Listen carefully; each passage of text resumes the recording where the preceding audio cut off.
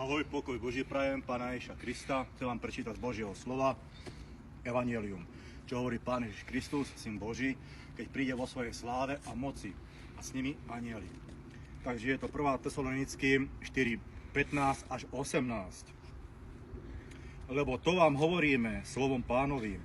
My, ktorí zostaneme nažive až do Pánovho príchodu, nepredídeme tých, čo umreli, lebo keď zaznie povel a hlas archaniela a Božia trúba, sám Pán zostúpi z neba a najprv stanú tí, čo umreli v Kristovi.